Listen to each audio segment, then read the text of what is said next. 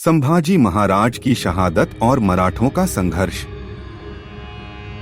संभाजी महाराज की हत्या से मराठा साम्राज्य सहम जरूर गया था, लेकिन वे कमजोर नहीं हुए।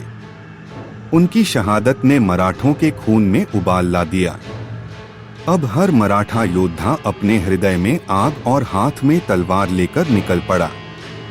संभाजी महाराज की मृत्यु के बाद मराठों ने छापामार युद्ध नीति को और तेज कर दिया। वे पहाड़ों, जंगलों और किलों से निकलकर मुगलों पर हमला करते और देखते ही देखते भाग जाते। औरंगजेब की विशाल सेना इन छोटे लेकिन घातक हमलों से परेशान हो गई।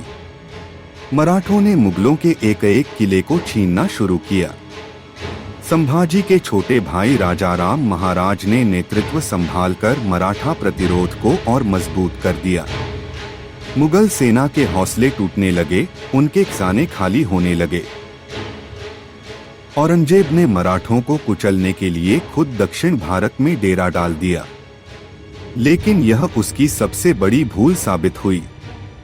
संभाजी महाराज की क्रूर हत्या का बदला लेने के लिए मराठों ने गनिमीकावा छापामार युद्ध नीति का सहारा लिया।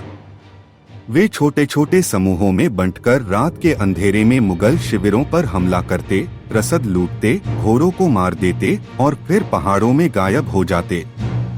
मुगल सेना लगातार मराठा योद्धाओं से पराजित होने लगी। मराठा सरदार संताजी घोरपड़े और धनाजी जाधव ने मुगलों पर कहर बरपाना शुरू कर दिया। औरंगजेब ने दक्षिण में 27 साल बिताए, लेकिन उसे जीत नहीं मिली, केवल हार, थकान और निराशा।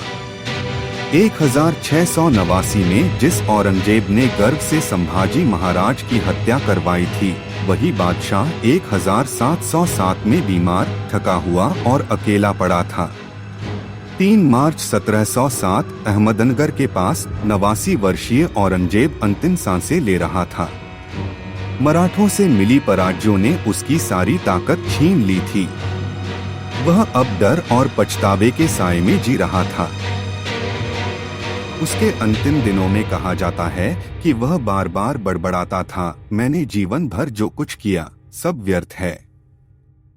मैंने मराठों को मिटाने के लिए अपना जीवन लगा दिया, लेकिन वे अमर हो गए। उसकी लिखी अंतिम चिट्ठी में उसने अपने बेटों को लिखा, मैंने अपने जीवन में बहुत पाप किए हैं। मुझे नहीं पता कि खुदा मुझे माफ करेगा या नहीं।